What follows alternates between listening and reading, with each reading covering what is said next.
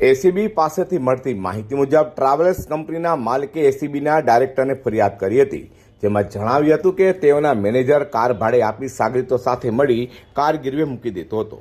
આ મામલો ઉત્તરાયણ પોલીસ મથકમાં પહોંચતા જાણવા જોગ નોંધ કરી પીએસઆઈ ડીકે ચોસલાએ તપાસ શરૂ કરી હતી.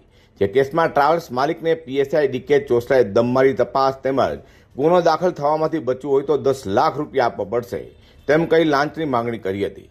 બીજી બાજુ પીએસઆઈ ચોસલાએ કોઈને ગંધ નહીં આવે તે માટે ટ્રાવેલ્સ કંપનીના માલિકને લાંચની રકમ આપવા 23 સપ્ટેમ્બર 2023ના રોજ શહેર બહાર કિમ ચોકડી પાસે ભાગ્યોદય હોટલ સામે બોલાવ્યો હતો, જ્યાં પીએસઆઈ ડીકે ચોસલા વતી તેમના બે વચેટિયા પિયુષ બાલા રોય અને નિલેશ ભરવાડ આવ્યા હતા, જેમાં નિલેશને છટકાની ગંધ આવી જતા તે ભાગી છૂટ્યો હતો.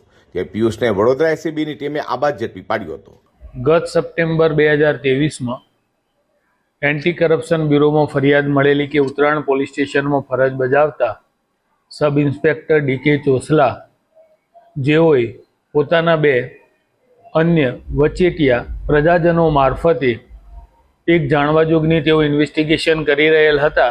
એ જાણવાજોગના કામે તેઓએ આ કામે ફરિયાદી પાસેથી રૂપિયા 10 લાખની લાંચની માગણી કરેલી અને તેઓના બે અન્ય પ્રજાજનો મારફતે એ લાંચની રકમ સ્વીકારાયેલી અને તેઓ ફરાર હતા, જેઓને ગત રોજ એસીબી દ્વારા અટકાયત કરવામાં આવેલી છે અને આગળની તપાસ ચાલી રહેલી છે.